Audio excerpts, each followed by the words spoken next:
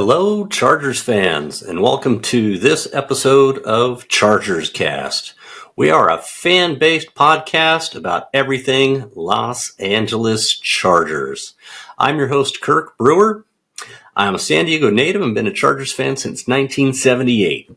As a longtime Chargers fan for over 4 decades, I'm here to bring you a unique perspective on the Los Angeles Chargers. It's official. Jim Harbaugh has been named the next head coach of our beloved Los Angeles Chargers. That took place back on January 24th, and a lot has happened since the last episode of Chargerscast. We have a ton to go over, so let's get to it. Today we're going to go over Jim Harbaugh's hiring and his introductory press conference. We're going to go over the new GM search and hiring of Harbaugh's coaching staff, and we're also going to go over other team head coach hires throughout the league. And finally, we're going to cover the Chargers' focus, where they're going to focus their attention going forward. So let's get into it. Jim Harbaugh is now officially the Chargers' new head coach. Boy, that sounds good, doesn't it? Since the Staley firing back in December 15th, I believe it was, it made way too much sense. All the stars were aligned. The timing was perfect. But with the new hiring rules and interview rules in the NFL, the process was forced to be drug out. And so here we sit. As of January 24th, Harbaugh was named the new head coach, and his introductory press conference, we had to wait almost a little over a week for his introductory press conference, which took place on February 1st. Lo and behold, dreams do come true. There were so many ways the Chargers could have screwed up this hiring, and they would have screwed this hire up in the past.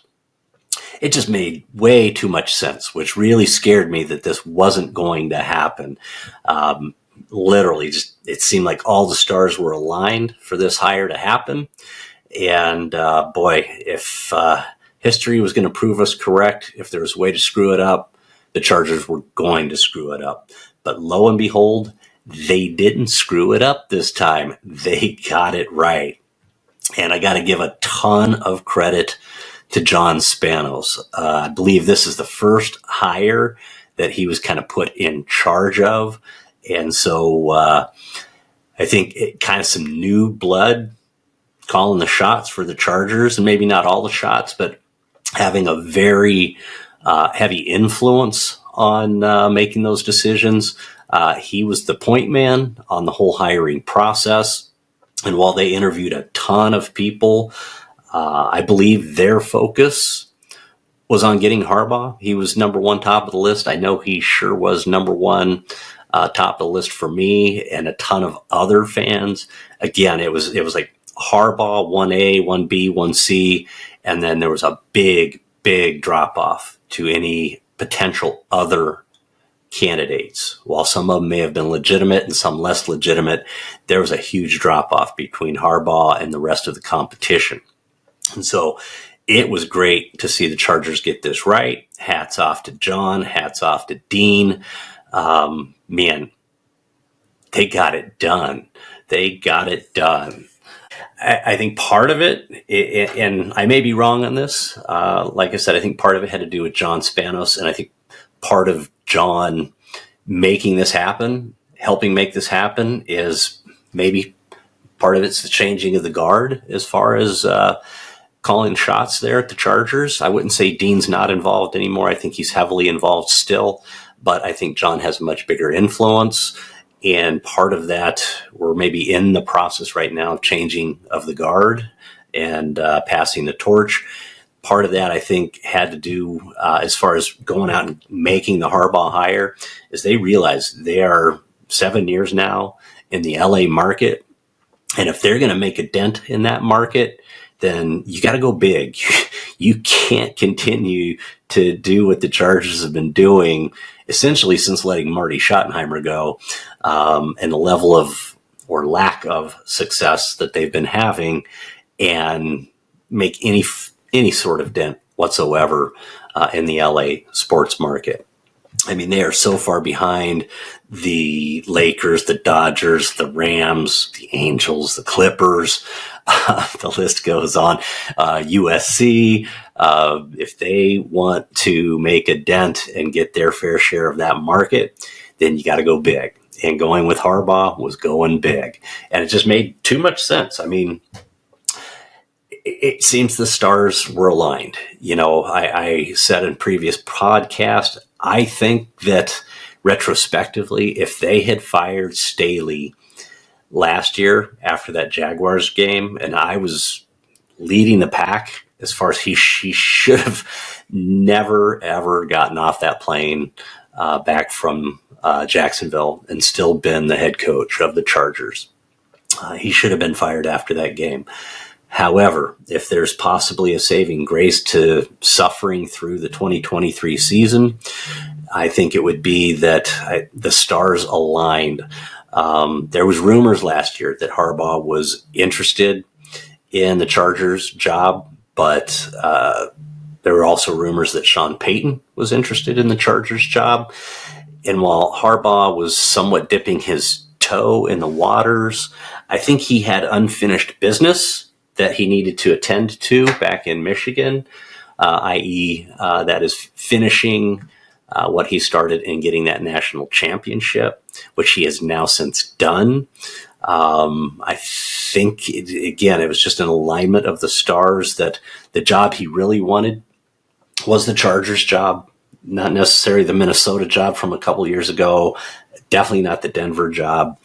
And I think in the grand scheme of things, we really didn't want Sean Payton. Sean Payton's a proven coach, and I think he's probably better than any of the other candidates that were available this offseason other than Harbaugh.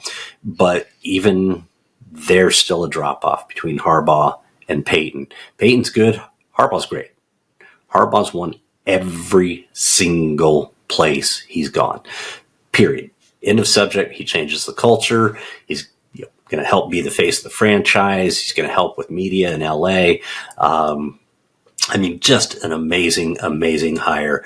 And so, again, all the stars seem to have aligned. So while we had to suffer through 13, 14 games with Staley this season, in the grand scheme of things, I think it was worth it to get Jim Harbaugh in and have him remake the culture of this team, remake this roster, change the mindset, everything that needs to happen to get the Chargers back to playing winning football, and maybe, just maybe, get the Chargers back to another Super Bowl, which they haven't been to since the 94 season. That would have been 95, Super Bowl 29, where we got spanked by the Niners. George Seifert and Steve Young, and that, let's not relive that. But now we've got Harbaugh, and hopefully we'll be getting back to some Super Bowls and hopefully winning one or two or more of those. So the introductory press conference, we had to wait a little over a week from January 24th, when it was announced officially that Harbaugh was hired, until February 1st, the date of the press conference. And if any of you are like me, that was a long week plus, having to wait with very little news coming out that, okay, Harbaugh's been hired, now what, right? No news conference for over a week. But boy, it was worth it. It was a great press conference. Harbaugh showed his Harbaugh-ness, if you will. It was probably about an hour press conference, super candid, super open, super excited, all of those things, literally worth the wait. Harbaugh did not disappoint. Looking forward to watching this guy reshape this team, and during the season, walking the sidelines and watching these guys play ball for this guy. A couple of my key takeaways from the press conference from Harbaugh. Number one, he wants to build an all-pro staff that is worthy of coaching the players. I think that's a very interesting mindset to establish from day one, which is, look, we've got these pro players, ones that are going to be retained from the current roster and new ones that they're going to bring in, and really setting that mindset between the staff and the players that you have to have the best of the best coaches to get the best out of every player. He mentioned that he's already waking up early because he knows he's got to bring his A game, and he doesn't want to let the players down, especially, the caliber of a player like Justin Herbert. He mentioned not just winning a championship, winning multiple championships. He understands in LA, if you're going to move the needle, you can't just win a championship. You need to win multiple championships. So that was is very good to hear, maybe a little presumptuous, but he laid it out there. And so he set a bar very, very high. One of the things that's near and dear to my heart to hear is they're going to build a hard-nosed, physical, and disciplined team. Now, don't get me wrong. I became a Chargers fan during Eric Coryell, the early stages in the pinnacle of Eric Coryell. And I love seeing, down the field game, the aerial game, and the whole bit. But being a football fan for over 40 years, you figure it out pretty quick if you watch this game. The game's won in the trenches, and it's a physical game. It doesn't mean you don't go downfield and take your shots, but if you are going to be a consistent winner, you have to win in the trenches. And that's what he said. We are going to win at the line of scrimmage, both on the offensive line of scrimmage and the defensive line of scrimmage. They're going to build the team from the inside out.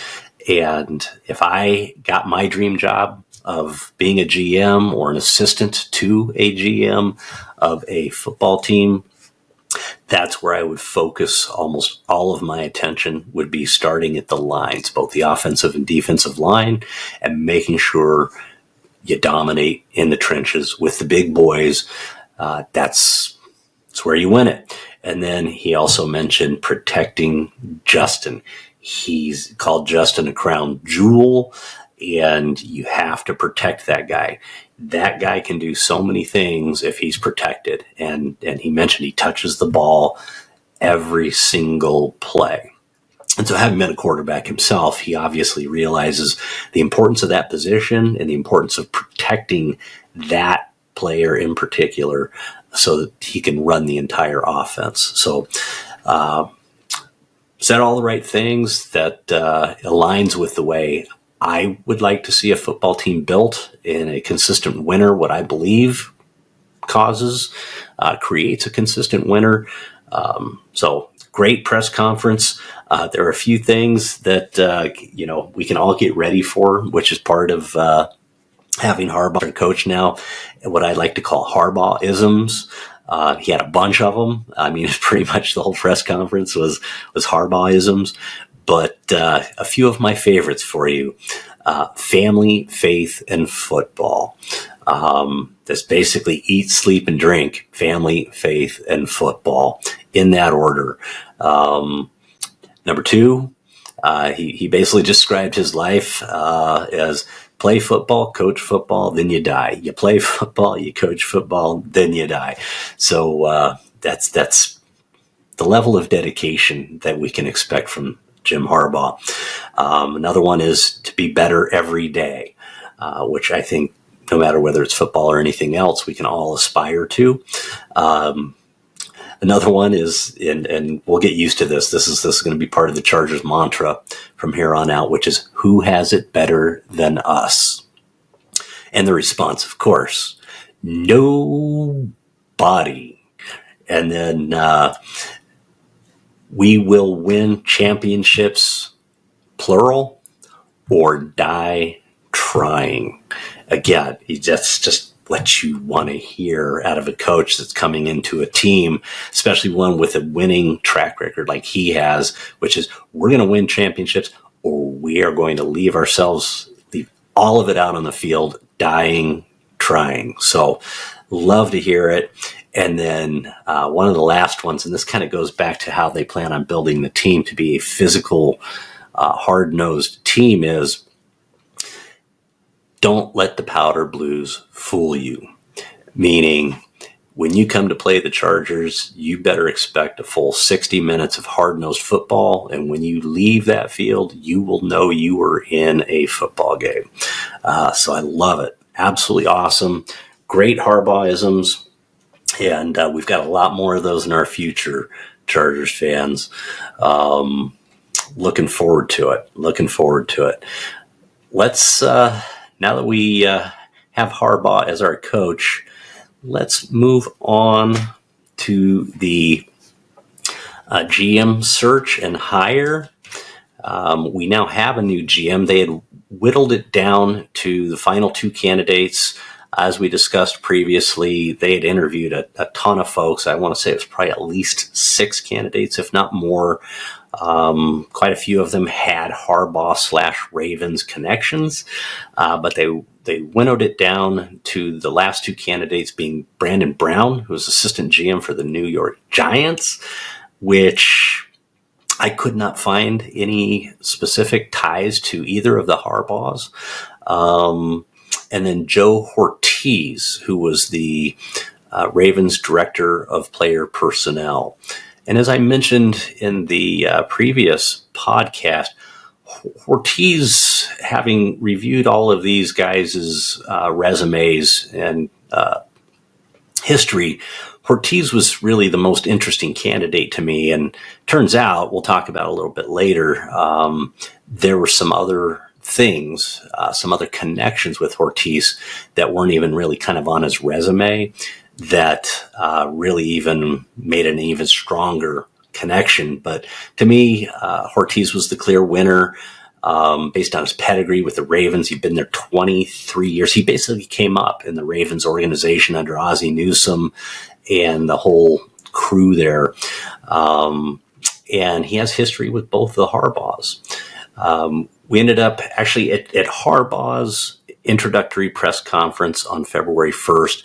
Hortiz had already been named the day before as the new GM, and he was actually there at Harbaugh's press conference. But we didn't get Hortiz's press conference for a week later on February 7th.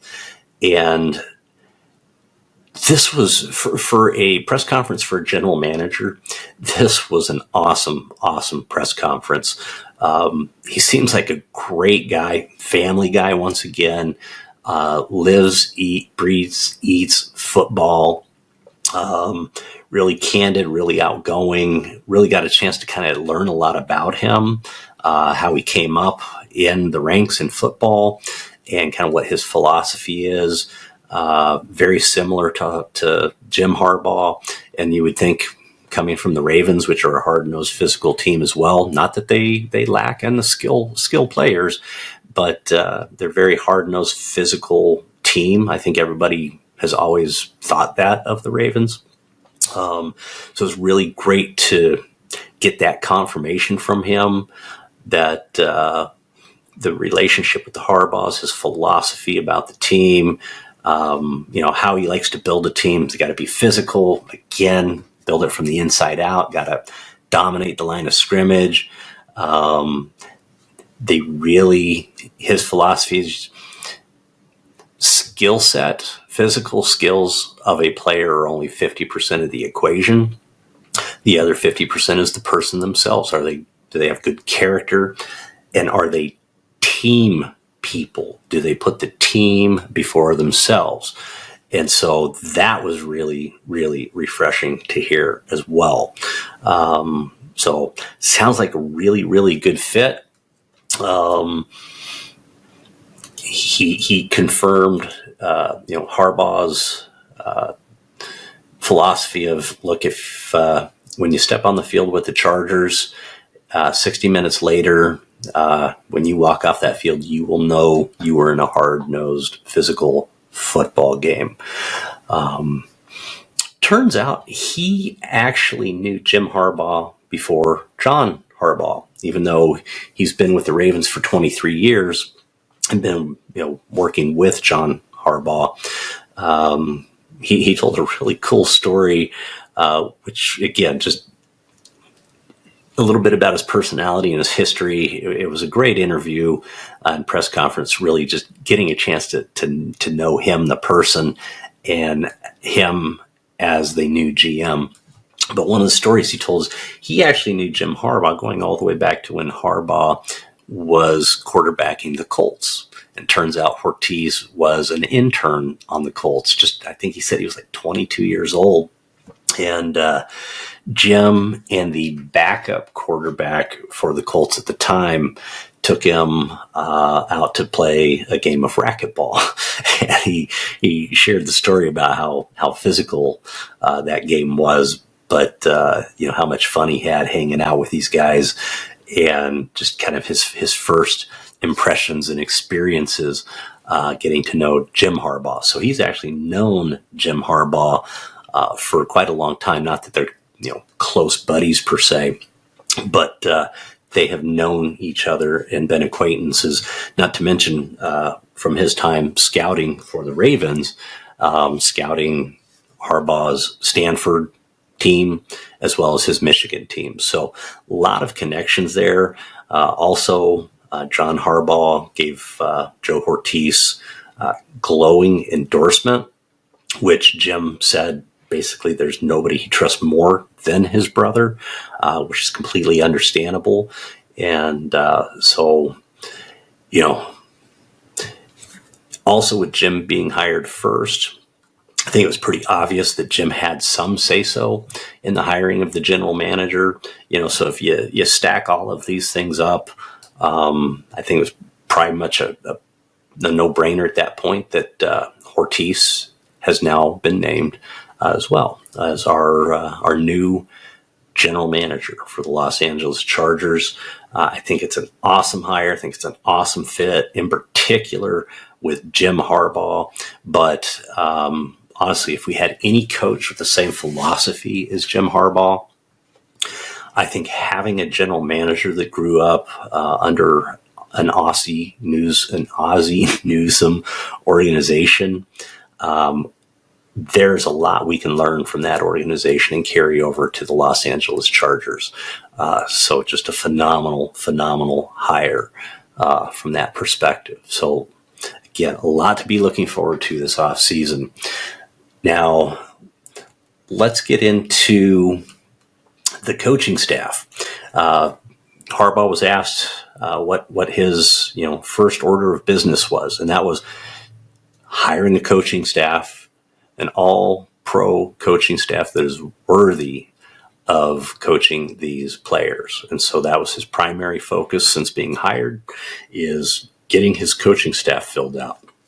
And after his press conference, again, other than getting Joe Hortiz hired, it was quiet. I mean, crickets. You were hearing some stuff from the pundits and, people who like to start rumors, which appears there's a lot of people out there that like to just, especially with social media these days, like to start rumors and just kind of see if they take on a life of their own on the internet and social media these days.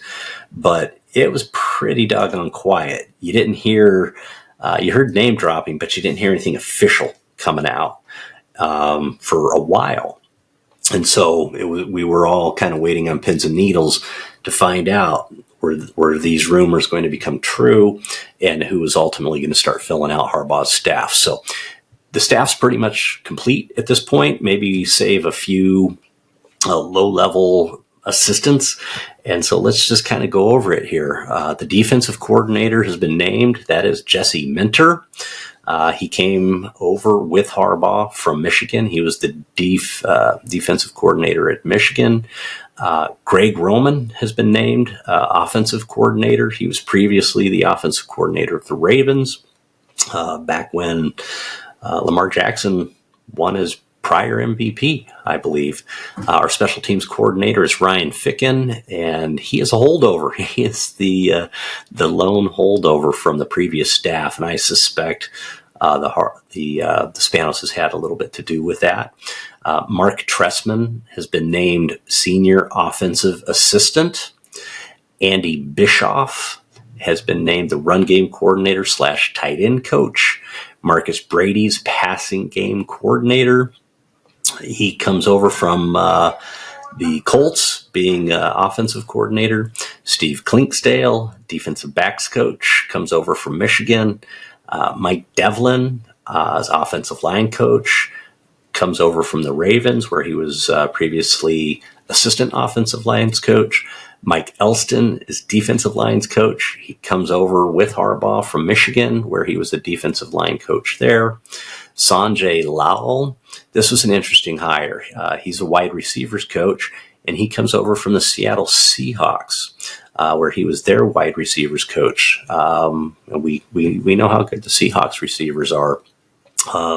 Chris O'Leary is the safeties coach. He is a young guy, comes over from Notre Dame, where he was also coaching the safeties.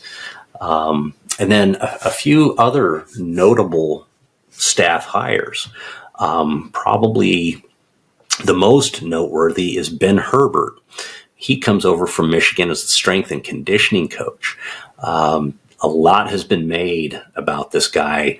Harbaugh absolutely raves about this guy as being the guy, and he had to have him on his staff because of what he is able to do with the players.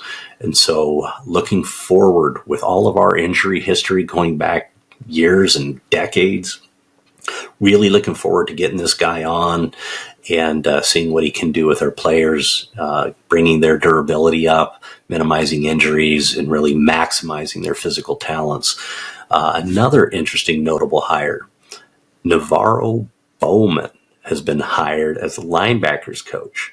That name should ring a bell to you if you are a football fan. This guy was an all-pro linebacker for Harbaugh's San Francisco 49ers.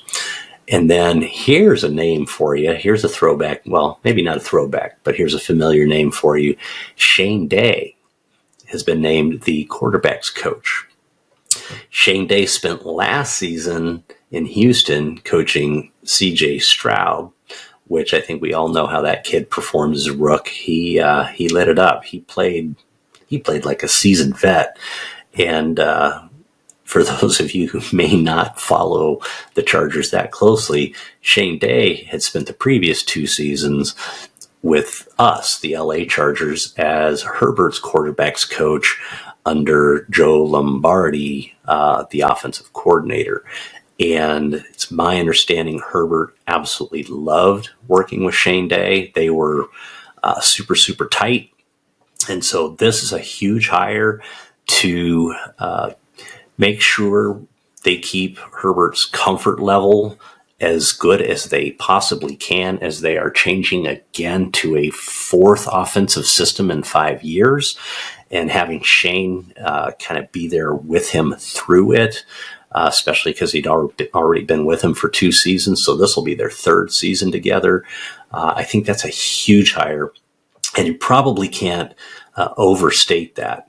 How big of a hire bringing Shane Day back. And quite frankly, with what he just did with C.J. Stroud in Houston, says a lot that he's willing to come back to the Chargers and coach Justin again. It just speaks volumes, because he had such a success with C.J. Stroud that I could see him saying, no, I'm going to stick it out with this kid. But he and Herbert have such a good relationship that he was willing to come back to the Chargers and hang with Justin again. And it looks like they could be together for a long time, which will be awesome. And then last but not least is a noteworthy, and this is a throwback. Nick Hardwick has been named an assistant offensive line coach. Nick Hardwick is an all-pro center of the San Diego and Los Angeles Chargers. Played for us for 11 seasons. He was out of Purdue, I think he snapped for Drew Brees for at least one season. And then, basically he was Philly Rivers, center for all of Phillips' career, minus a few seasons after Hardwick retired, and we had Pouncey. But, which, by the way, Pouncey was awesome. Unfortunately, we got him at the end of his career. But Nick was a stud, and it's going to be great to have a Charger back in the fold. But in this case, on the coaching staff, helping this young offensive line gel into hopefully realizing their potential. So let's go over a couple of these names a little more in depth. Jesse Minter. Don't know much about him as we headed into the Harbaugh, but as we started getting into it, all the pundits were raving about this guy. Obviously, maybe not obviously, but Michigan had an incredible defense, especially this past year when they went undefeated and won the national championship. But if you go back and look at this guy's pedigree, he's been in the NFL for a while. Defense is his deal.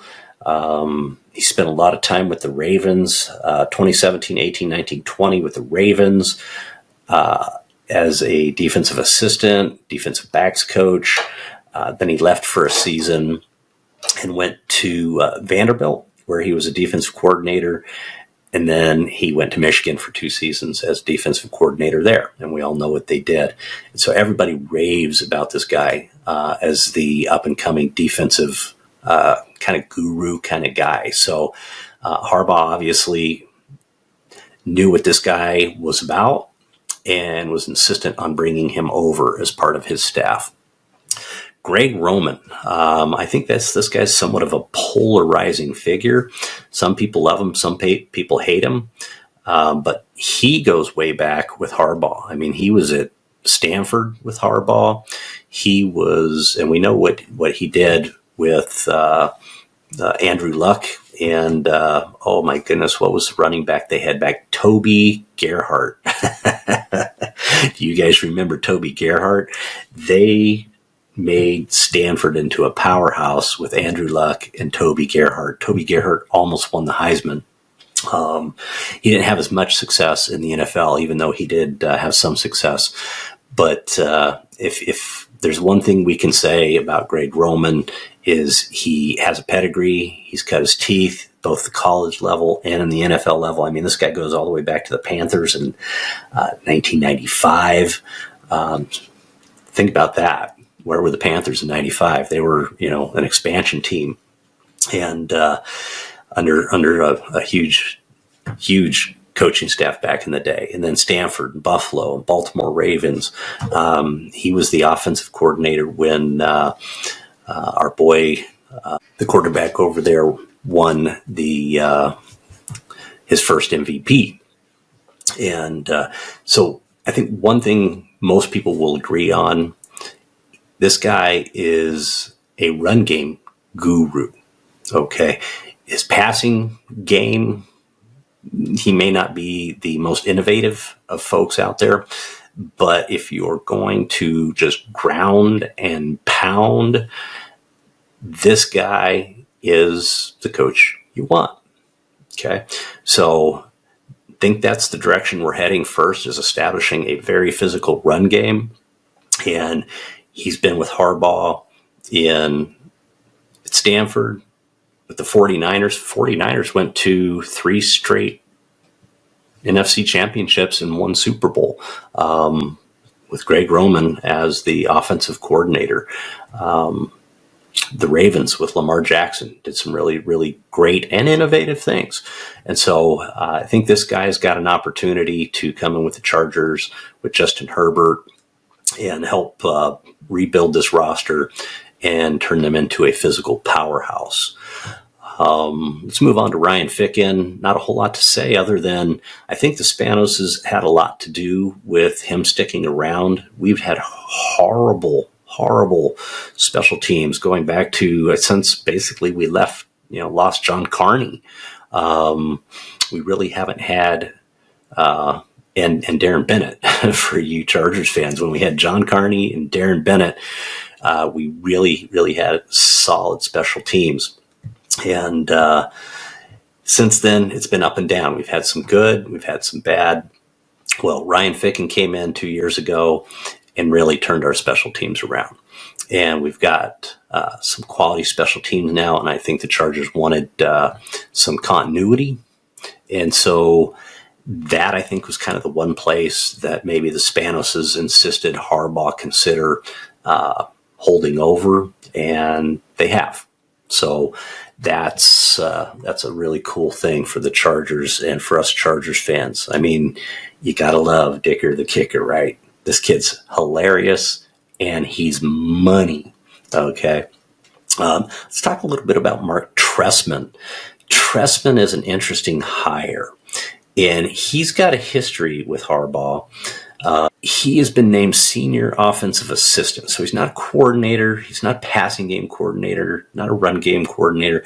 He's a senior offensive assistant. Trestman's got a long pedigree. He played quarterback in college, was never like, a stud per se, but he did make it onto NFL roster or two for a while. But he's had a long-standing coaching career going back to the early 80s, both in college, 85 with the Vikings, the Buccaneers, the Browns, the 49ers in the mid-90s, offensive coordinator, quarterbacks coach, Detroit Lions, a couple of years with the Cardinals, a couple of years. He was Rich Gannon's quarterbacks coach. When they went to the Super Bowl and Rich Gannon won MVP. That would have been under, I believe, our boy John Gruden. Okay. Spent some time at NC State. I think that was post Phillip Rivers. Been on the New Orleans Saints. He's won 3 Grey Cups in the Canadian Football League as a head coach. He was the head coach of the Bears for 2 seasons in 13 and 14. Didn't have a ton of success there with the Bears, but then it's the Bears. Okay, don't need to say too much more. Was offensive coordinator of the Ravens in 15 and 16 before Roman. And then went back to the Toronto Argonauts for 2 seasons, won another Grey Cup. And so I suspect Harbaugh's bringing him in is kind of a guy to kind of sit up top and have a big picture view of how they're structuring the offense, kind of be the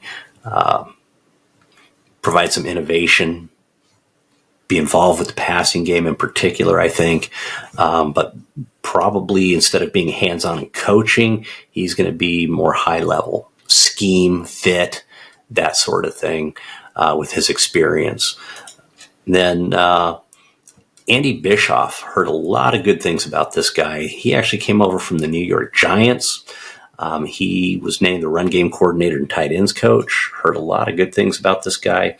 And lo and behold, he actually has some Harbaugh ties through the Ravens. He was with the Ravens. His coaching goes all the way back to the early 90s. But spent time with the Ravens from 2015 through 2020. And then 1 season with the Texans, 2 seasons with the Giants, and now on the Chargers. So heard a lot of good things about this guy. And honestly, we need some improvement out of our tight ends, even if they keep the same tight ends.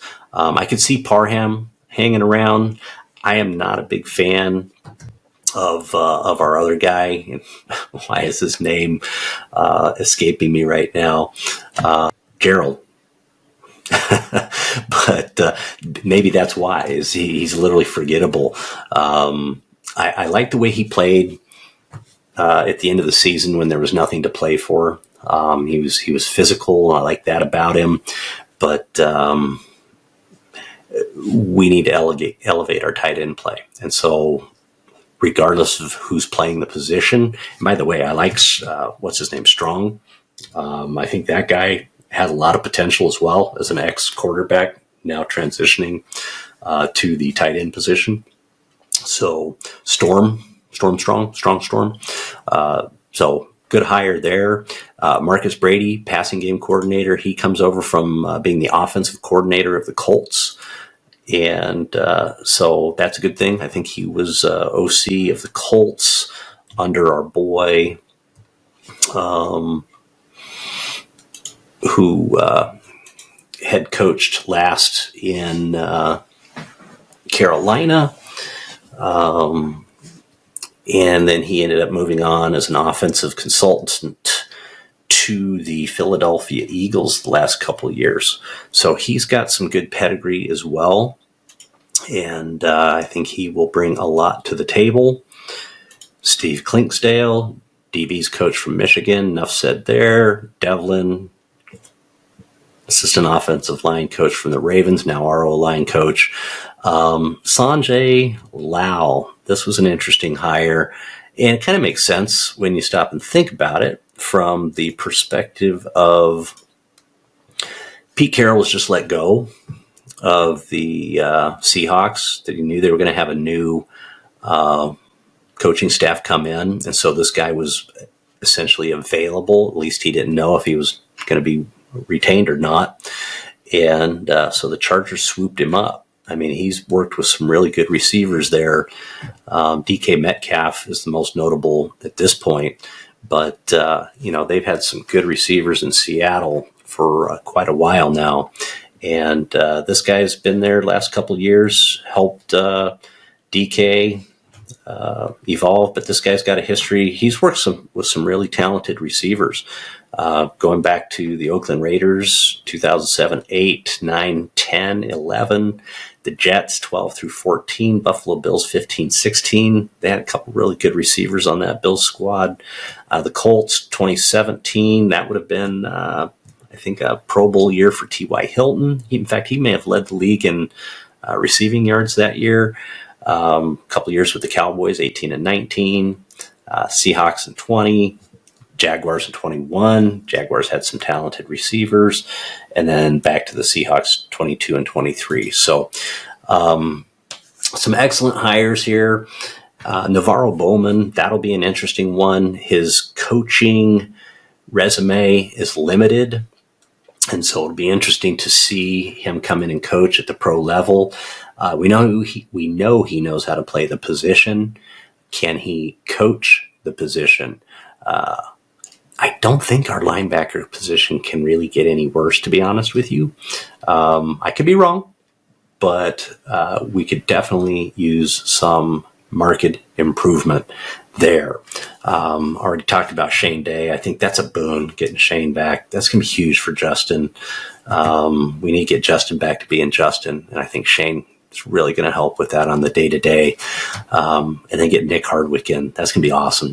Nick, I've heard stories. He's done some coaching, done some clinics, was coaching some high school this past year back, I think in Indiana is where he moved back to his home area. And everybody speaks very, very highly of him as far as being a good communicator and a good teacher. So it'll be really good to have Nick back in the fold, and having played the position, be able to relate to these young guys at how to best utilize their physical traits for success. Because Nick, he was small by definition, but he was able to put on the weight and won by speed and technique. So it's going to be great to have Nick back in the fold. So what's next for the Chargers? Now the coaching staff is filled out. Well, first off, it's time to start evaluating the roster, the current roster. They need to look at free agents, who are free agents, who are free to walk. Are there any of those they want to retain, like a Alohi Gilman or somebody like that? They need to look at potential cap casualties. We are way over the cap. I'm hearing people kick around the 40, 45 million number again. I thought we had gotten down closer to 35 million after we had let Sebastian Joseph Day, after we cut him. I thought that freed up some of that money, but they need to address that. Basically, most of our cap problems are tied up in 4 players, that being Joey Bosa, Khalil Mack, Mike Williams and Keenan Allen. And Derwin's taken up a ton. Justin's starting to take up more money as his new deal's starting to kick in.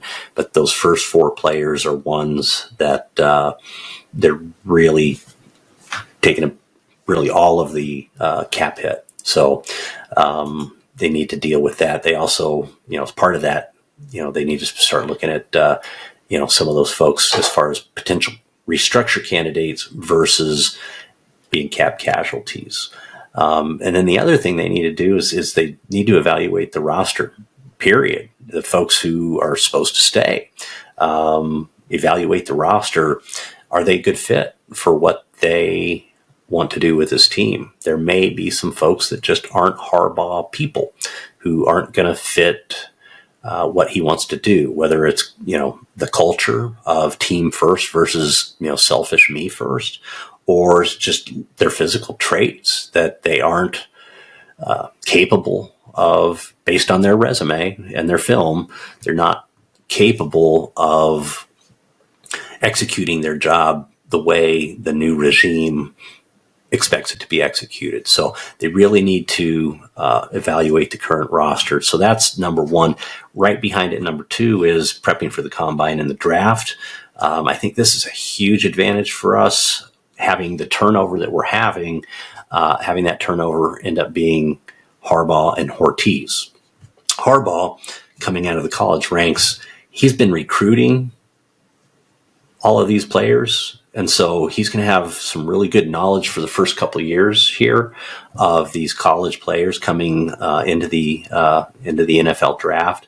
And so that's going to be huge. And then Hortiz, that's what he was doing for the Ravens. So he's going to have firsthand knowledge as well, having been doing this job for the Ravens. And then that's going to give us a huge, huge advantage. But that still has to be done. And there's going to be, some mergers of the old Chargers player personnel staff that Hortiz is going to have to work with before he kind of gets his own people in there. He's going to probably retain some, let some go. Rumors are that JoJo Wooden's going to be gone after we get through the draft, and Hortiz will bring in his own people, probably a few scouts as well, since it's kind of how he grew up in the business, is from the scouting ranks, and probably want to get some folks that know what he is looking for. And I heard he's already actually hired a couple people to come over. And then last but not least, after the draft, is preparing for free agency. All of these veterans that are going to be out there and available, who are going to be good fits for the new Chargers. And I guarantee you, they're going to be going through these and ranking these players that they think are going to be out there and available to bring over, because they want to win now. Okay, they want to win now. They want to win tomorrow. They want to win next year. They want to win 5 years from now.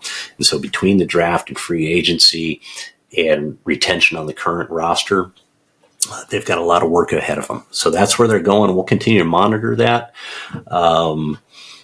Let's take a second and kind of go around the league just to kind of wrap things up here for this episode. There were, 8, including the Chargers, 8 head coaching openings this offseason. And here's kind of how the carousel ended up. We know that Las Vegas kept Antonio Pierce, who was their interim head coach, who had been their linebackers coach, on staff there. They kept him. They retained him as their new head coach. The players went to bat for him, and he got the job. It's going to be very interesting to see how that goes. Interesting side note is the Raiders hired Tom Telesco as their new GM. And for the past many years, they've been taking Chargers cast-offs onto their roster. And so now with Telesco being over there, it's going to be interesting to see what he does with that roster. Telesco was not horrible by any stretch of the means. I mean, we've got a talented roster here in Los Angeles, and that's attributable to Tom Telesco. I would put more of it on coaching than I would on personnel, even though he's had his misses. but probably his biggest misses have been head coaches. So Telesco's let go. Now he's in Las Vegas. It's going to be real interesting to see how he meshes with the Raiders culture and Antonio Pierce. But good for Telesco. He seems like a really great guy, and good for him for finding a landing spot. And good for them. They got a GM that has been an active GM. They're not hiring an old retread. They're hiring a current retread. And so, he's ready to hit the ground running as far as, preparing for this upcoming draft. And so good for them. The New England Patriots, as we knew from the last episode, they promoted from within with Gerard Mayo. Supposedly there was a clause in his contract that should Belichick no longer be the head coach, that he would ascend to that. And so New England was able to literally just hire him 24 hours after parting ways with Belichick because it was in his contract. So they didn't have to follow any Rooney Rule things or anything like that because his contract had already been reviewed and approved by the league. So Mayo's the coach in New England. That'll be interesting to see how that goes. Kind of a new culture, but maybe not totally since he's from the Belichick tree. The Redskins hired Dan Quinn, Dallas Cowboys defensive coordinator. I don't think this is a bad hire at all. I think I told you guys, Quinn was near the top, if not at the top of my second tier. He had prior head coaching experience, had good success as a head coach. I think he, for the most part, builds a team the right way. And we'll see how that goes for him. But I think, as far as retread coaches go, he was probably at the top of the list. Then you go down to Atlanta. The Falcons hired another retread coach in Raheem Morris, who had most recently been the defensive coordinator at the Rams. And prior, he was the head coach of Tampa Bay. And I think that was for 2 years in the mid-2000s. And everybody raves about Raheem Morris. I don't know enough about him to love him or hate him. But so he's now the new head coach of the Atlanta Falcons. Tennessee Titans hired Brian Callahan, the offensive coordinator of the Bengals, son of Bill Callahan, who was the guy who took over for Chucky when he left, or I guess technically was traded from the Raiders to the Tampa Bay Buccaneers. So Bill Callahan has the notoriety of being the head coach of the Raiders that lost to John Gruden's Tampa Bay Buccaneers in the Super Bowl, which was actually played in the Murph. Little trivia for you. Seattle hired Mike McDonald, the Ravens defensive coordinator. So those two guys, Callahan and McDonald, are those kind of young up-and-comer coordinators, now first-time head coaches. So we'll see how it works out for those teams. And the third of those is down in Carolina, Dave Canales. He was the offensive coordinator of Tampa Bay. Got promoted to be their head coach. So Ben Johnson decided to stay in Detroit, hang out with Dan Campbell, and see if they can't make another run. So I'm not quite sure what happened there, but he's staying in Detroit. So he's one of those super hot this hiring season, offensive coordinator, and he's staying put. He didn't get any job offers. Supposedly he didn't decline any job offers. He just decided to stay put after, I believe, he interviewed for a few jobs. Coaches that are out of work, notable. Bill Belichick. He was supposed to be the shoo-in for the Falcons. He interviewed 2 times, supposedly, if you call it an interview. I'm not sure how you interview Bill Belichick, but he didn't get the job. Whether he had too many demands that they didn't want to acquiesce to, or at the end of the day, they didn't feel it was a good fit. I understand there could have been some front office issues there between Belichick and somebody that was sitting in a position of power in their front office. But Belichick is not coaching, not a head coach this season. Pete Carroll is not a head coach this season. I didn't hear Pete interview for any jobs. So he's out of work right now. Super surprising. Mike Vrabel. Vrabel interviewed for a few positions. I believe the Chargers being one of them. Vrabel was probably my second pick behind Harbaugh and ahead of Quinn. If we couldn't get Harbaugh for any crazy reason, or the Chargers just screwed it up, Vrabel would have been my next pick, and a bunch of reasons that I discussed in a prior episode. But Vrabel, he's not coaching. He's not a head coach in the NFL this season. Rivera's out of work. I'm good with that one. I don't think that guy should ever be a head coach again. A bunch of reasons. I don't like the way he treated, what's his name? Jack Del Rio. Don't like some of the things he did during COVID. And guy's out of work. And, he did a good job when he was with the Chargers. And I think he did a decent job when, at least for his first several seasons down in Carolina. In fact, I think he won Coach of the Year or something. But since going to Washington, there's some things that I don't know. Maybe he should just go back to being a coordinator, maybe, so that he's not the head guy making all the decisions. I think he mismanaged Washington and definitely did not give Del Rio the respect he deserved, having been a former head coach himself and very successful coach in the league. Leslie Frazier, did not hear he's got another job. I know he took last season off, but he was kind of back in the swing of things. Brandon Staley, he is out of work. Nobody hired him as a head coach. Not surprising, but there had been some rumors that he may catch on as a defensive coordinator. I believe he actually interviewed with the Rams to possibly go back there. Didn't get that gig. Couple rumors that he might possibly end up a couple other places as a defensive coordinator.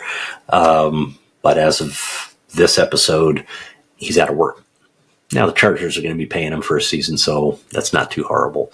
And then Eric Bieniemy, with the changing of the guard in Washington, Bieniemy has not currently caught on with any teams.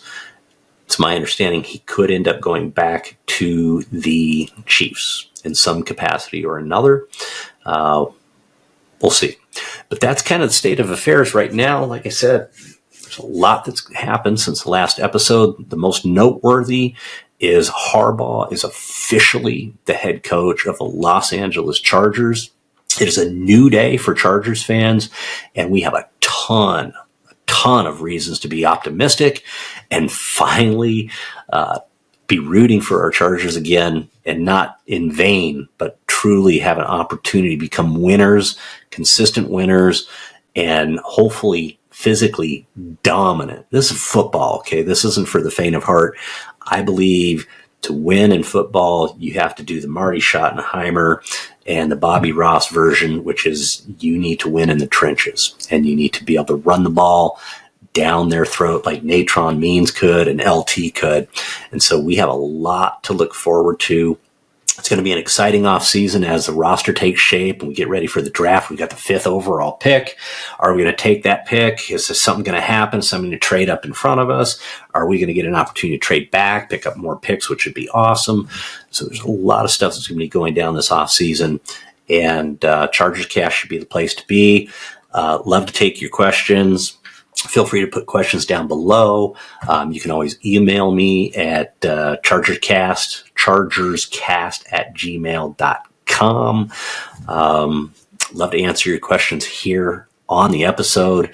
And at some point, I would love to actually do some live episodes and get some of you fans in here live as well, and make it a little more conversational than just simply a podcast covering what's going on with our loved Chargers. And so this will continue to evolve. But there you have it. That's it for this episode of Chargerscast. I hope you enjoyed it. It's going to be a fun off season. Like I said, questions or comments below. You can email me directly at chargerscast@gmail.com. Also, please be sure to like and subscribe. I'm Kirk Brewer. Thanks for watching. I'll catch you on the next episode of Chargerscast.